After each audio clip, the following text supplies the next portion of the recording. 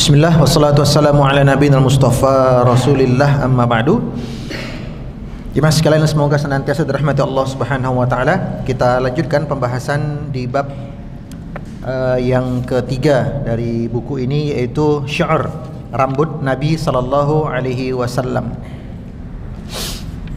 Seberapakah panjangnya, bagaimana bentuknya, apa warnanya, ada ubannya atau tidak, bagaimana cara Nabi menyisir, ya, dan semisalnya. Ini akan kita bahas pada pertemuan kali ini.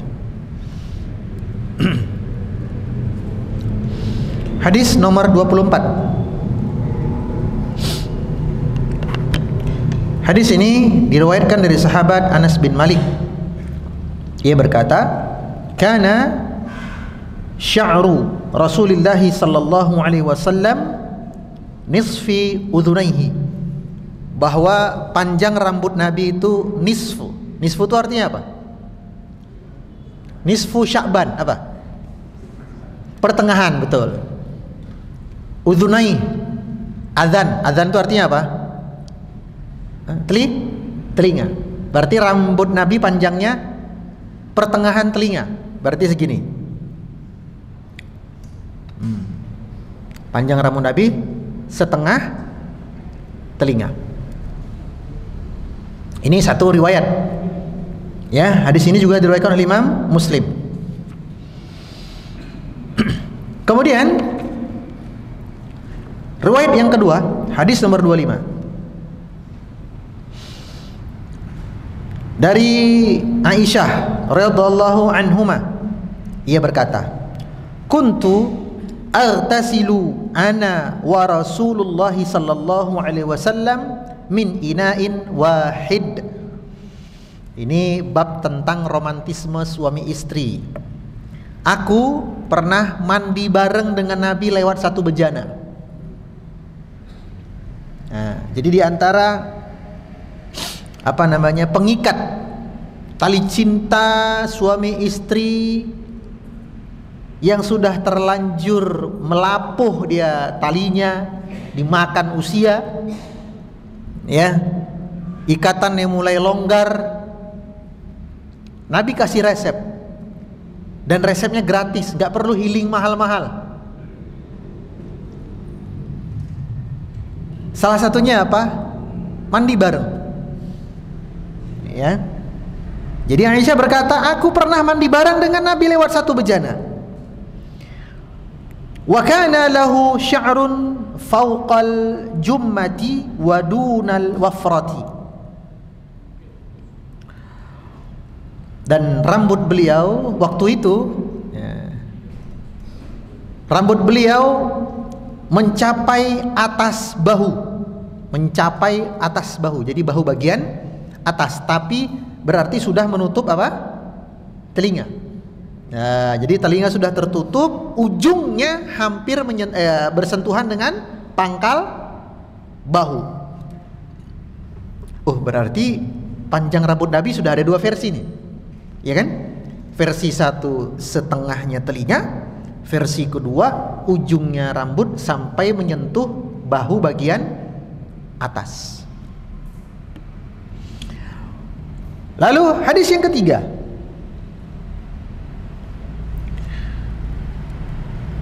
dari sahabat Barra bin Azib, ia berkata, "Kana Rasulullah sallallahu alaihi wasallam marbu'an." Bahwa Nabi itu bentuk tubuhnya proporsional. Ba'ida ma bainal munkibain. Dua bahunya itu jauh. Artinya dada beliau apa? Bidang. Wa kanat jummatuhu tadribu syahmata udhunaihi. Dan rambut beliau menyentuh daun telinga. Berarti rambutnya waktu itu ukurannya apa? Kalau sekedar menyentuh daun telinga, berarti rambut Nabi waktu itu kondisinya pendek. Sudah berapa? 3. Kalau kita urut nih, pendek, setengah telinga, menyentuh bahu bagian atas.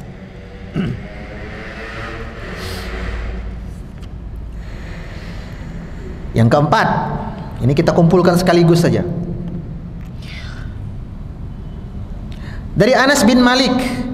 Ini orang-orang dekat beliau semua ya, karena ini kan rambut Nabi yang paling tahu orang-orang dekat beliau. Jadi Qatadah bertanya kepada Anas bin Malik, "Kaifa kana sya'ru Rasulillah sallallahu alaihi wasallam?" Wahai Anas, ceritakan kepadaku. Qatadah ini kan tabi'in ya, enggak pernah ketemu Nabi. Nah, dia muridnya Anas bin Malik. Maka Qatadah bertanya kepada Anas bin Malik, "Wahai Anas, ceritakan kepadaku bagaimana bentuk rambut Nabi?" Qala, Anas berkata, "Lam yakun bil ju'di wala bis sabti." Rambut Nabi tidak terlalu kriwil, tidak juga terlalu lepek lurus. Jadi tidak terlalu keriting, tapi tidak juga terlalu lepek lurus. Jadi rambut Nabi itu pertengahan, bergelombang atau ada ikal-ikal sedikit. Kana yablughu sya'ruhu syahmata udhunaihi. Rambut Nabi itu menutup bagian bawah telinga. Ada berapa sekarang? 4. Menyentuh atas telinga, menutup setengah telinga, menutup full telinga, mengenai bahu bagian atas. Sudah 4.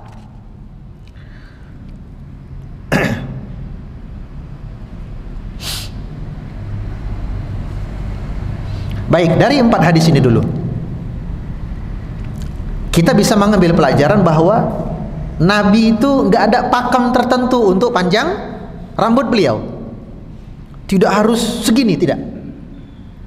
Kadang pendek, kadang pertengahan, kadang agak panjang. Yang jadi masalah adalah mana yang paling nyunnah, gitu loh.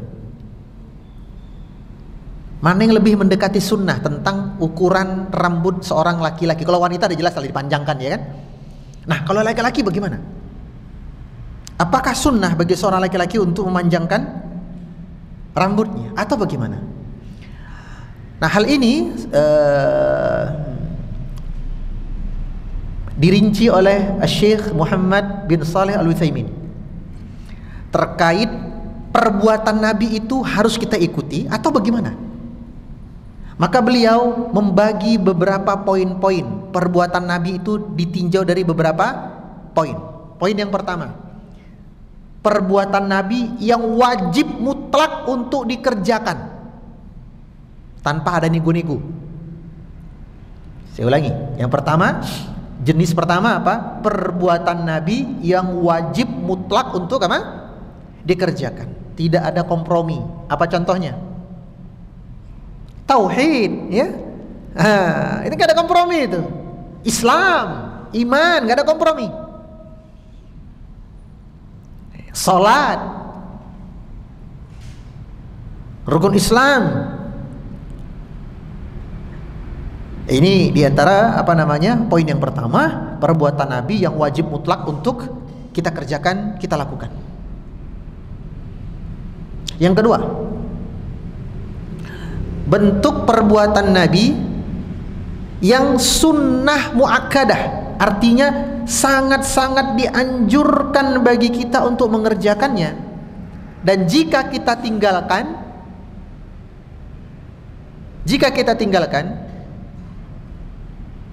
kita berarti menjauh dari sunnah Nabi. Semakin seseorang menjauh dari sunnah Nabi, ya berarti semakin kecil peluang dia untuk mendapatkan syafaat. Yang kedua apa? Jenis perbuatan Nabi yang kedua, sunnah muakkadah yang sangat dianjurkan. Ya, yang mana jika ditinggalkan berdosa, ya, dan semakin kecil kemungkinan dapat syafaat. Apa contohnya? Sunnah Nabi yang jika ditinggalkan dia berdosa. Ya, sunnah muakkadah yang jadi ditinggalkan dia berdosa. Ada yang tahu contohnya apa?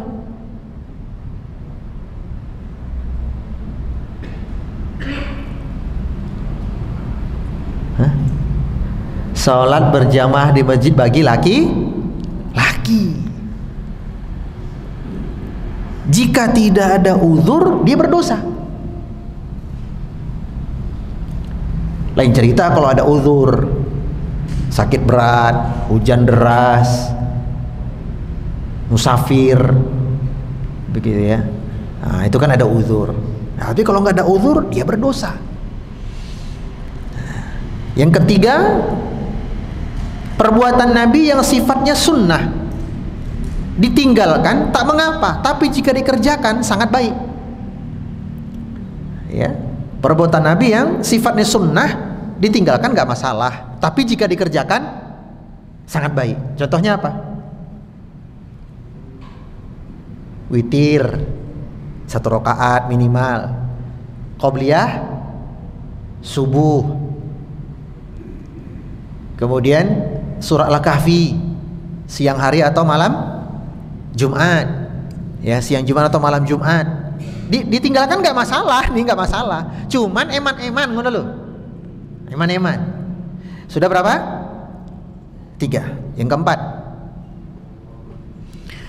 perbuatan Nabi yang hanya Nabi yang boleh mengerjakan, kita tak boleh.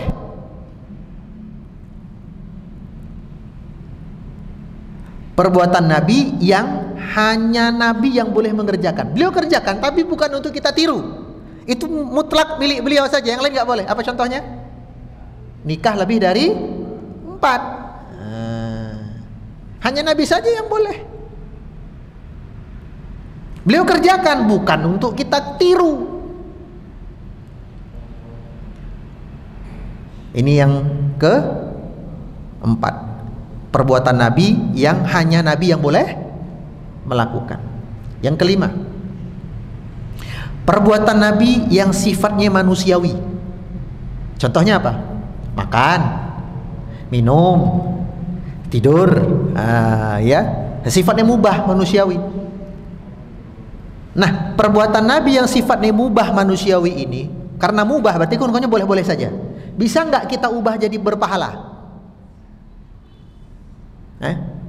Bisa.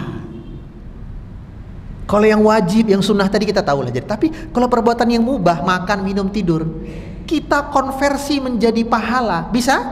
Oh, bisa banget. Gimana caranya? Kita penuhi adab-adabnya. Makan, nggak sekedar ngisi apa? Perut. Kita penuhi adabnya. Qul bismillah, qul biyaminik, khudh mimma yalik, makan dengan tangan kanan, makan baca bismillah, ambil yang terdekat, jangan comot punya temen. Biasanya kan yang paling enak yang terakhir ya toh.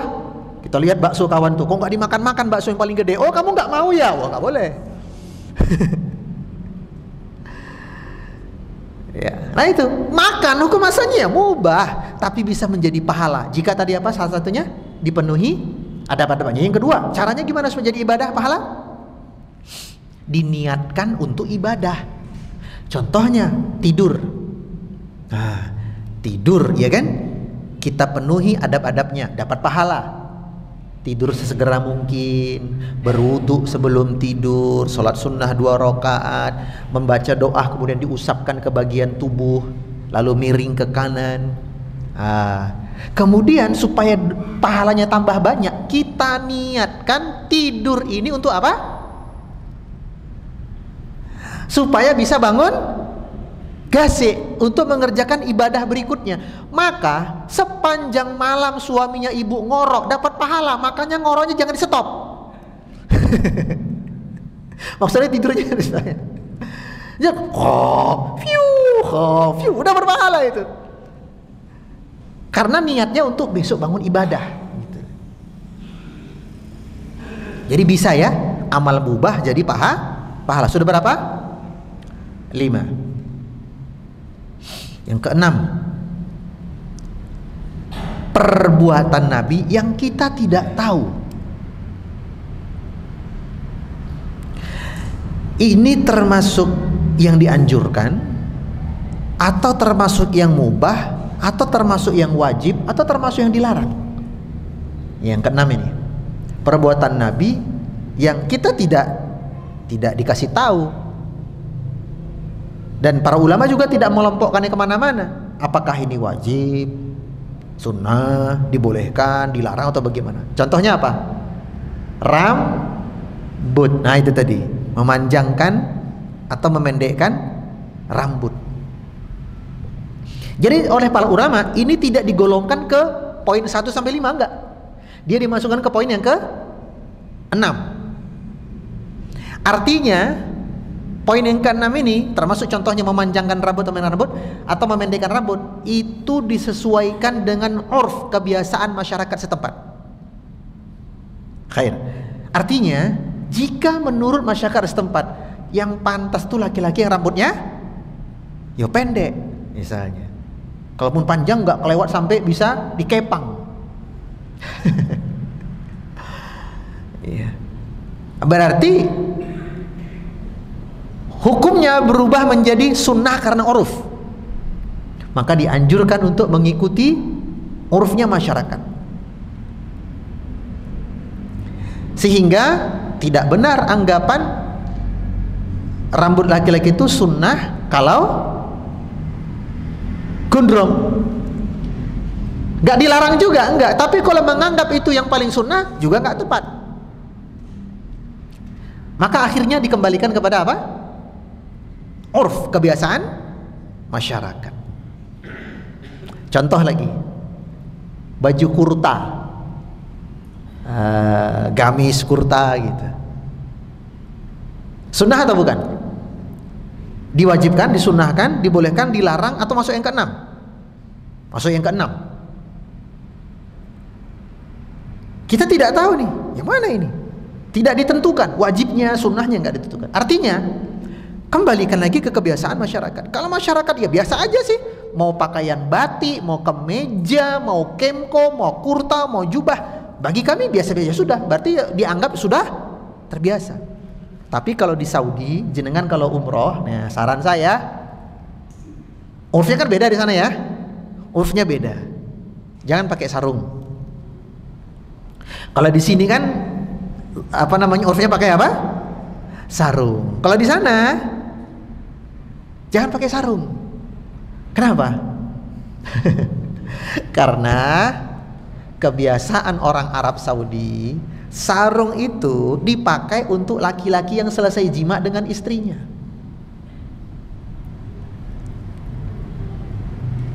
Jadi teman saya nih pernah mau ke bank, ya, pakainya pakai sarung, pakai kok kayak kita gini lah, pakai koko, pakai sarung, pakai peci gitu ya. Begitu masuk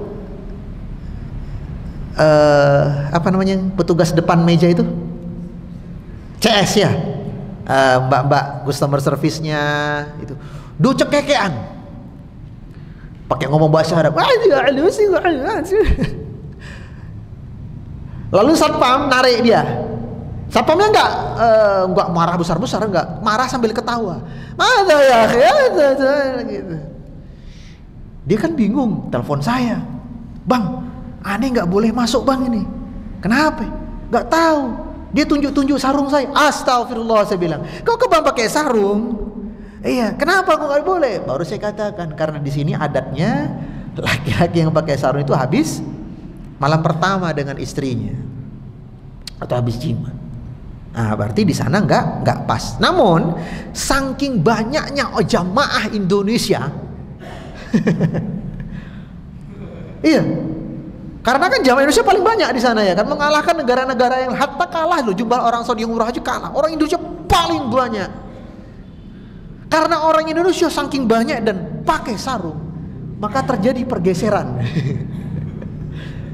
Jadi kemampuan sarung sudah bisa menggeser kemampuan jubah. Cuman kan tetap, karena itu tidak sesuai kebiasaan mereka, agak dipandang aneh-aneh juga kita ya. Nah, ini sesuaikan saja dengan kebiasaan masyarakat setempat ya. Ini apa namanya, 6 jenis perbuatan Nabi, termasuk rambut ini ya. Baik, kita masuk ke hadis berikutnya.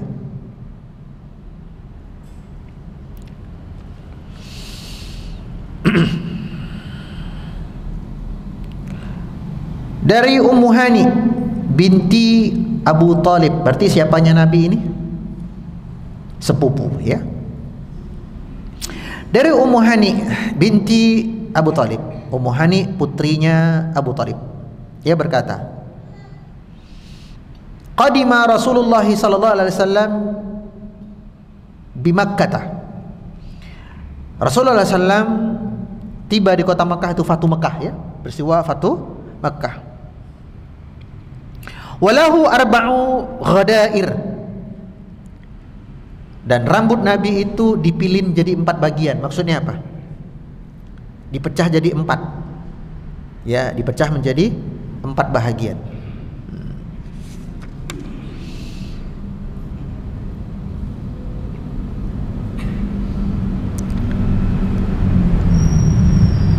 Ini cara Nabi apa? Memecah rambut. Ya, jadi dipecah menjadi 4 bahagian ya. Kemudian hadis 29 sama dengan hadis sebelumnya, yaitu rambut Nabi pertengahan telinga. Kita skip saja. Nah, sekarang cara Nabi menyisirnya. Dari Abdullah bin Abbas, ia berkata, anna Rasulullah sallallahu alaihi wasallam kana yasdilu sya'rahu, bahwa Nabi sallallahu alaihi wasallam ya menyisir rambutnya ke belakang. Jadi kalau kita sisir cowok-cowok nih ya, laki-laki, nah gini, sisir rambutnya ke belakang. Kemudian wa kana al-musyrikuna yafiquna ru'usahum, sementara orang-orang musyrik waktu itu menyisir rambut mereka sebahagian ke kanan, sebahagian ke kiri. Belah apa? Tengah ya? Atau belah samping gitu ya. Jadi sebahagian di kanan, sebahagian di kiri. Sementara Nabi sisirnya kemana? Ke belakang.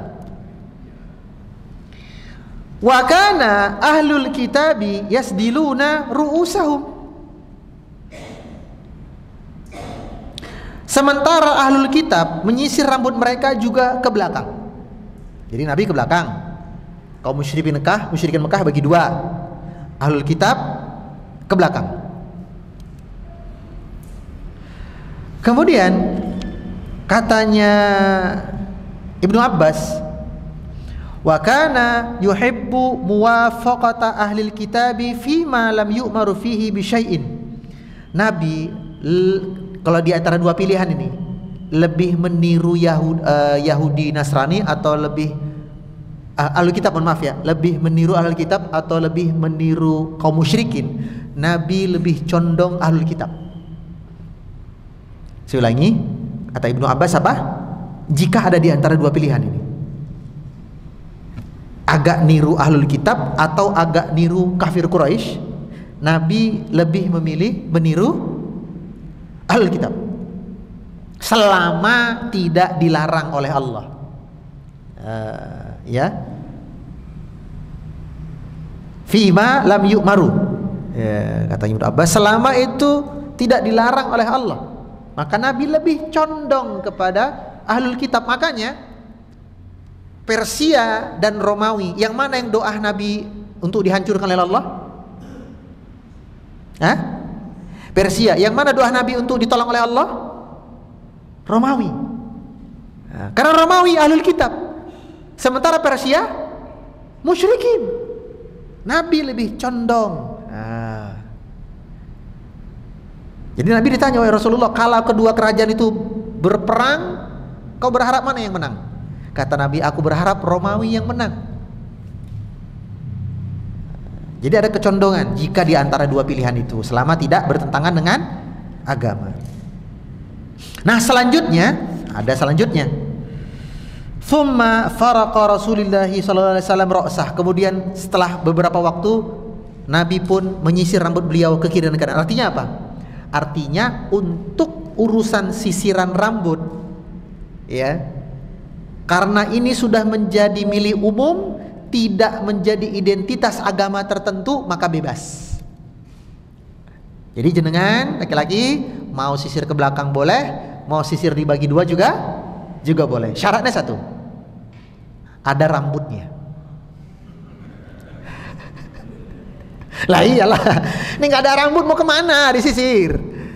Ya, syaratnya 1, rambutnya masih ada. Ya, jadi mau sisir ke belakang boleh, sisir ke tengah. Namun kalau ditanya, Ustaz, kalau sisirnya ke depan bagaimana? Mau dulu ngetren loh di zaman-zaman saya SMP, SMA itu tahun 2000 awal. Itu ada tren sisirnya ke depan. Jadi ada apa namanya? Ada jambulnya begini. Bagaimana hukumnya itu? Itu masuk bab tasyabbuh bil kuffar. Jenengan jujur aja lah ya. Seandainya saya ngisi pengajian nggak pakai peci, saya sisir ke belakang, masih bisa terima? Masih. Saya sisir bagi dua, masih bisa terima? Masih bisa terima. Tak bikin jambul. Gimana? Pengen dipotong toh? Itu sudah cukup. Ya, maka tidak layak ya, tidak layak seorang muslim, apalagi seorang penuntut ilmu, ya, tren rambutnya itu justru meniru orang kafir. Di antaranya itu tadi. Ya. Hal ini juga sama dengan masalah jenis potongan rambut. Karena tidak, rambut Nabi kan pendek ya, nggak sampai ke telinga. Berarti rambut Nabi pernah pendek. Pertanyaannya, bagaimana hukum potong rambut qaza? Qaza itu sininya habis ngeletek, tapi sininya masih banyak rambutnya. Dari jarak 5 kilo pun kelihatan tuh beda. Iya. Tapi kalau rambut cepak militer itu kan tipis ya bedanya ya. Enggak mengapa, la ba'sa insyaallah. La ba'sa, enggak mengapa insyaallah. Karena perbedaannya tipis banget. Yang jadi masalah kadang perbedaan itu mencolok. Yang segini dikerok sampai kelihatan kulit kepala. Terus yang sini dibiarkan apa? Banyak gitu loh.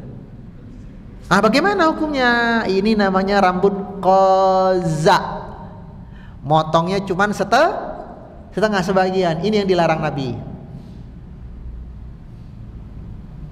Adapun cepak gitu ya. Jadi kan tukang motor pakai gini ya. Nyit gitu kan. Yang sini paling pendek, ini cukup pendek, ini agak pendek. Nah, itu enggak masalah insyaallah. Yang jadi dan baru kelihatan kan kalau dari jarak dekat, dari jalan 10 meter gitu loh, 5 meter. Kalau dari jarak 5 kilo enggak kelihatan. Yang jadi masalah itu kalau bawah tok gitu loh. Ini dibiarin. Kayak tempurung. Itu enggak boleh. Ya, itu yang tidak boleh.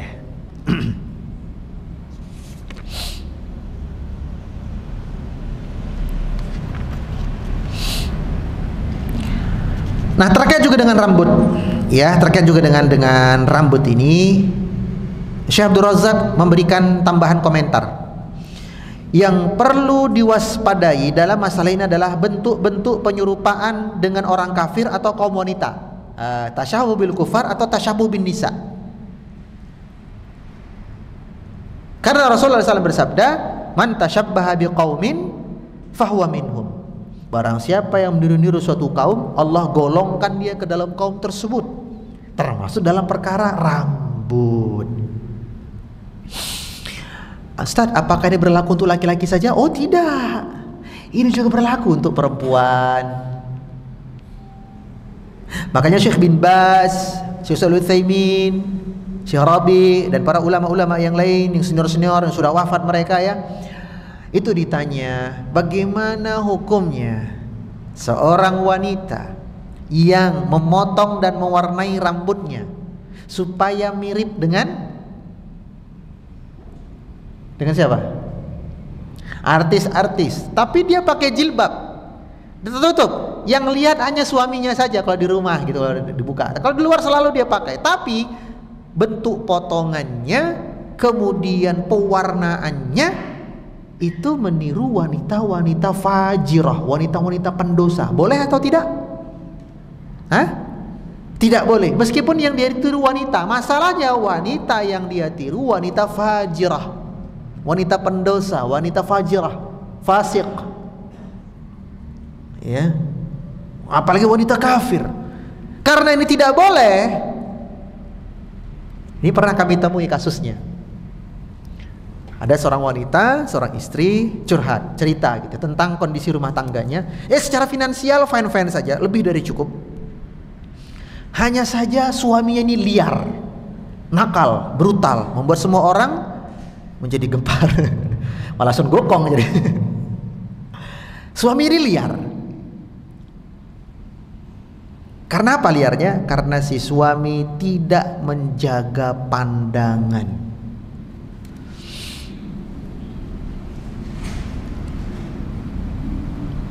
Jadi si suami ini suka memandang wanita-wanita haram lewat handphonenya, lewat laptopnya. Lalu dia berkhayal, dia berharap, dia berkeinginan istrinya berdandan dan bergaya seperti wanita-wanita yang dia tonton tadi. Nah, suami saya Ustaz nyuruh saya untuk potong rambut dan mewarnai rambut kayak dia ditunjukkan kayak gini loh. Saya shock. Ini kan artis kafir, dikenal dengan peran-perannya yang sensual. Lah kok saya malah disuruh kayak begitu? Sementara si wanita ini sedang meniti jalan hijrah gitu loh, lagi senang-senangnya ngaji. Maka ini termasuk perintah dalam perbuatan maksiat. Wa ta'awanu 'alal birri wattaqwa wa la ta'awanu 'alal itsmi wal 'udwan. Enggak boleh. Jadi jelaskan kepada suami mana yang boleh, mana yang tidak boleh, mana yang dilarang, mana yang diizinkan agama, dan minta kepada dia untuk bertakwa kepada Allah, jaga mata, ya.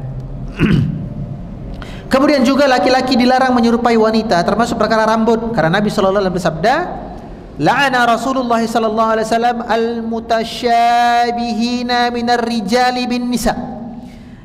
Rasulullah melaknat laki-laki yang menyerupai kaum perempuan. Apa contohnya? Contohnya laki-laki yang menyisir rambutnya pakai sisir perempuan,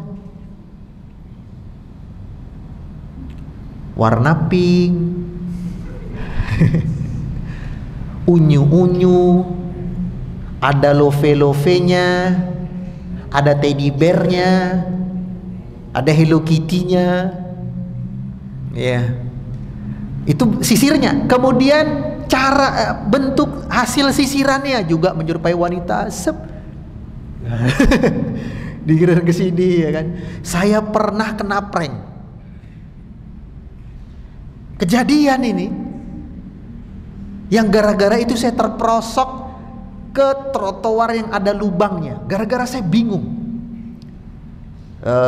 Daerah Jalan Kabupaten sekitarnya gitulah, arah-arah Pemda Sleman gitu ya. Pagi-pagi tuh saya mau nanya alamat gitu kan. Ya udah, saya berhenti di sebuah warung sarapan, itu antri, ada beberapa 4 orang antri gitu ya kan. Nah, karena saya laki-laki, tentu saya cari pembeli yang laki-laki untuk bertanya gitu ya kan. Ya sudah, secara tampilan cowok banget gitu loh. Kaos lengan pendek, ya kan, rambut cepak, celana jeans di atas lutut, tahu celana jeans yang cowok itu loh, yang di atas lutut sedikit, itu kan. Ya sudah, saya tepok bahunya. Mas, ngapunten kula badhe nyun pirsa. Dia noleh, "Loh, Mbak. Ngapunten, Mbak. Pun betul apa Mas? Betul apa? Nyanai alamat. Saya kira tadi jenengan iki jaler, jebulane setri." Dia nunjuk temannya sebelah. Nah ini rencang kula sing jaler rambut panjang. Noleh, opo Mas? Waduh. Kok dunia terbalik? Selesai saya bertanya, dan itu masih kalut saya. Kok bisa terbalik begitu? Itu akhirnya terperosok saya. Jadi kakinya masuk ke trotoar yang pecah gitu ya. Akhirnya sendal masuk ke selokan, ya Allah. Padahal mau ngisi pengajian itu. Nah, ini meniru wanita.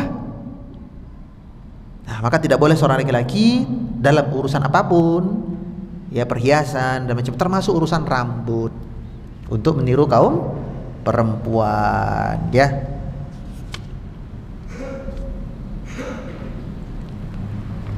Kalau begitu Ustaz, laki-laki nggak boleh juga pakai perias wajah? Ya nggak boleh lah. Itu miliknya siapa? Wanita. Riasan laki-laki beraroma, bukan berwarna.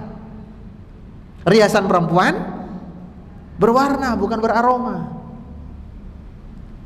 Nah, laki-laki itu beraroma, jangan berwarna. Makanya saya kaget waktu saya dulu madrasah sanawiyah, kan mau masuk TV lomba itu, lomba cerdas cermat, lomba yang sekarang jarang itu.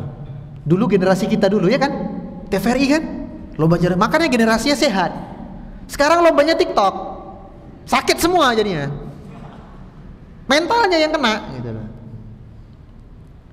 Lomba. Lalu kita digiring ke ruang hias gitu loh. Bu, saya mau diapain ini? Dihias sedikit. Ih, saya laki-laki, saya bilang. Laki-laki kan yang penting sudah mandi, sisiran selesai kan begitu kan? Mandi, sisiran selesai. Oh bentar Pak, kita ya Allah dibedain. Biar nanti di kamera nggak terlalu berminyak Pak, wajah Mas, Dek wajahnya nggak terlalu berminyak. Oh, tapi tipis saja ya Bu ya, malu saya pakai bedak, mending saya pakai tepung dah. Crispy nggak apa-apa. Dibedain. Udah, habis itu apa? Mau dikasih pemerah bibir, biar gak pucat kali. Kalau ini saya nggak mau, saya bilang, mending saya out dari lomba ini. Iya kali laki-laki dikasih apa? Pemerah bibir. Tapi Dek ini biar nggak terlalu pucat. Gampang, saya beli somboy, tahu somboy? Somboy tahu somboy? Gak tahu somboy? Merah-merah yang dicucu-cucu itu loh, yang ada bumbu merahnya, tahu? Tahu nggak? Ada yang dari asam Jawa, ada yang dari kulit mangga, tahu kan? Nah itu, tak beli somboy aja Bu. Biar merah somboy ini. Gak mau saya. Nah, maka jangan sampai ya kita laki-laki berhias seperti wanita. Wallahu ta'ala a'lam. Masih ada waktu nggak nih? Oh 2 menit. Baik, selesai bab 3, kita masuk bab 4. Cara Nabi merawat rambut. Wah, Nabi juga merawat rambutnya ya.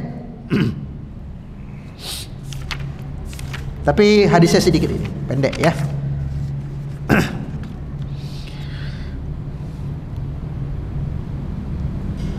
Dari Aisyah, ia berkata, "Kuntu urajjilu ra'sa Rasulillah sallallahu alaihi wasallam wa ana haidun." Bahwa aku, kata Aisyah, sering menyisir rambut Nabi. Jadi ini kejadiannya waktu itu Nabi sedang i'tikaf. Ini hadis sering disampaikan di bab fikih Ramadan. Oke? Nabi i'tikaf. Kalau i'tikaf pasti di masjid. Sementara Aisyah sedang haid. Wanita haid, pendapat yang paling rajih, tidak boleh menetap di masjid. Makanya wanita haid tidak boleh tawaf. Ya. Nah, sementara kan Nabi di masjid, Aisyah di kamar, haid ini. Lalu Nabi menjulurkan kepala beliau ke jendela kamar beliau, Aisyah sisirkan, ya gitu. Nabi tetap di masjid, Aisyah di kamar. Karena kamar Nabi dengan masjid kan nempel gitu, ya dekat. Jadi dimasukkan ke kepala, Aisyah yang nyisir. Nah ini lagi kiat-kiat romantisme pasutri, ya, saling menyisir rambut. Yang penting syaratnya satu,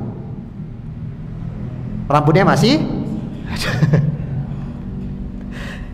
saling sisir rambut ya. Maka boleh ya, istri sedang haid pun laki-laki bersender di pangkuan istri yang sisirin rambut. Gak mesti rambut kepala, jenggot. Istri saya kadang begitu, saya suruh, ini tolong sisirin jenggotnya gitu ya.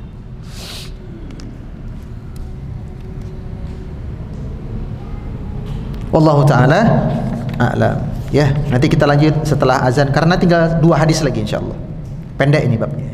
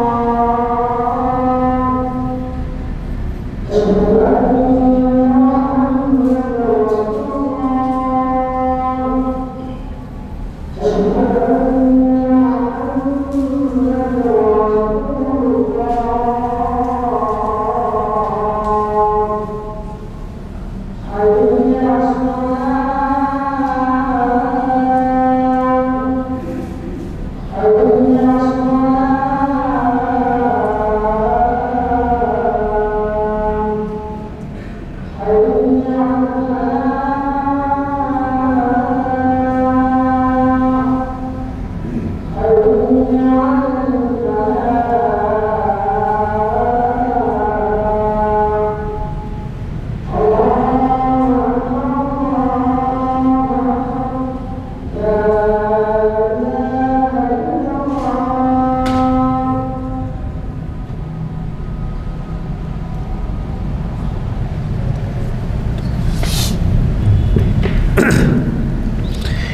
lanjutkan sedikit lagi. Sudah hampir habis nih bab tentang perawatan rambut Nabi. Dari Anas bin Malik, dia berkata, "Kana Rasulullah sallallahu alaihi wasallam yukthiru dahna ra'sih wa tasriha lihyatih, maaf. Bahwa Nabi sallallahu alaihi wasallam meminyaki rambut beliau. Nah, jadi termasuk kebiasaan Nabi apa? Meminyaki rambut. Jadi cowok-cowok ya, pakai minyak rambut biar lebih tertata. Dan watasriha lihyati, dan menyisir janggut beliau. Kemudian wa yukthirul qina'a hatta ka'anna thawbahu thawbu zayyatin. Dan Nabi sering menggunakan kain untuk menutup bahu beliau supaya tetesan minyak dari rambut beliau itu tidak mengenai baju beliau. Ya, jadi pas pakai minyak rambut, nah nanti dikasih apa? Kain. Nah, dikasih kain, lalu diminyak, cucup. Nah, supaya tetesan enggak kena di baju beliau, kasih kain tebal. Kasih kain tebal. Kalau begitu tidak mengapa, laki-laki pakai minyak rambut. Cuman, nah yang saya amati, sebagian remaja itu karena sudah pakai minyak rambut, nek wudu eman-eman. Nah gitu loh. Wah, wis tak pomade. Rambutnya udah keras-keras gitu loh. Wah ini kalau kena air wudu nanti efek minyaknya hilang gitu. Sehingga wudu mereka bukan mengusap kepala, tapi mengusap ujung rambut. Ingat, rukun wudu itu wamsahu ra'sah, mengusap kepala, bukan mengusap jambul rambut. Hati-hati, wudunya tidak sah. Ingat kan begitu firman Allah kan? Ya, cara wudu gimana? Fa'arsilu wujuhakum wa aydiyakum ilal marafiq wamsahu biru'usikum. Jadi wajah disiram, tangan dibasuh ya. Adapun kepala wamsah, diusap. Perintahnya di situ wamsahu biru'usikum, usaplah kepala kalian. Bukan wamsahu bisyu'urikum, usaplah rambut kalian, bukan. Perintahnya mengusap apa? Kepala, bukan mengusap rambut. Kenapa? Karena setiap orang punya kepala, tapi tidak setiap orang punya rambut. Ya, maka hati-hati, nanti wudu tidak sah karena eman-eman minyak rambut terus cuman. Nah, tapi kalaupun misalnya diginikin musuh sedikit, itu sudah cukup. Ya, misalnya eman-eman rambut, tapi walaupun kurang afdol, kurang sempurna ya. Yang penting kena kulit kepala. Kalau cuman gini kan nggak kena. Ya hati-hati ya, nanti wudunya tidak sempurna, tidak sah. Kemudian berikutnya tentang menyisir dari arah mana. Nah, ini dari Aisyah, ia berkata, "In kana Rasulullah sallallahu alaihi wasallam la yuhibbu sayamunna fi tuhurihi idza tatahhar." Nabi itu suka mendahulukan yang kanan ketika taharah. Ya, tangan kanan dulu, telinga kaki kanan dan semisalnya. Wa fi turajjulihi idza tarajjal. Dan juga ketika beliau hendak memakai sandal, pakai yang kanan dulu. Wa fi inti'alihi idza tana'al. Dan ketika beliau bersisir, sisir dulu bagian kanan, ya. Jadi bersuci yang kanan dulu, pakai sendal yang kanan dulu, pakai baju yang kanan dulu, sisiran pun yang kanan dulu ya. Terakhir